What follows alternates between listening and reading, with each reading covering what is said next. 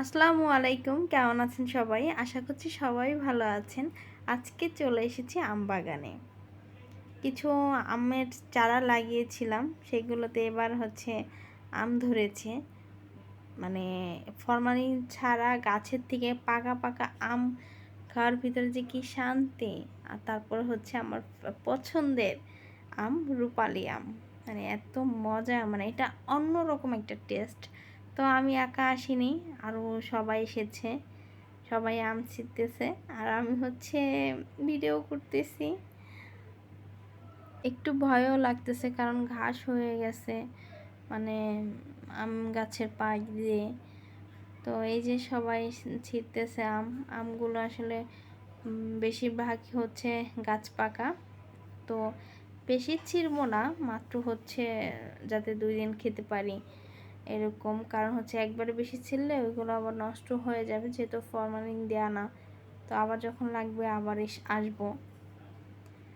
তো গাছগুলো বেশি বড় না, ছোট ছোট, আসলে নিচের থেকে হাত দিয়ে ছিঁড়া যায়।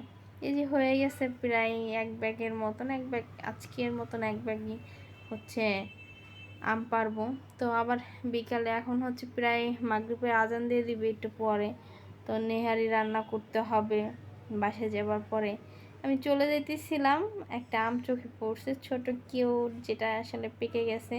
এটা আমি এখন খেতে খেতে যাব, এই জন্য আমি আবার ছিঁড়ে নিয়ে আসলাম। তো হয়ে গেছে, আমরা এখন বাসায় চলে যাব। বাসায় চলে যাওয়ার পর নেহারি রান্না করব। এখনই আজান দিয়ে দিচ্ছে। বলতে বলতে চলে এসেছি। নেহারিটা রান্না পুরোপুরি হয়নি, আসলে প্রথম থেকে আমি ভিডিও করতে পারিনি। তো এখন তো আমার আবারও খেতে ইচ্ছা করলো। চিতই পিঠা দিয়ে নেহারি, মানে এত মজা। পাশে চিতই পিঠা হচ্ছে আর আমি এখানে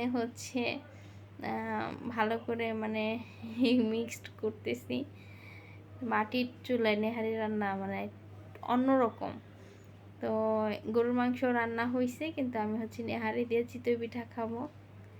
তো আজকের ভিডিও আমার এই পর্যন্তই। আমার ভিডিওটি কেমন লাগলো সবাই কমেন্ট করে জানাবেন, আর আমাকে ফলো দিবেন, শেয়ার করবেন। আর সবাই ভালো থাকবেন, সুস্থ থাকবেন। আল্লাহ হাফেজ।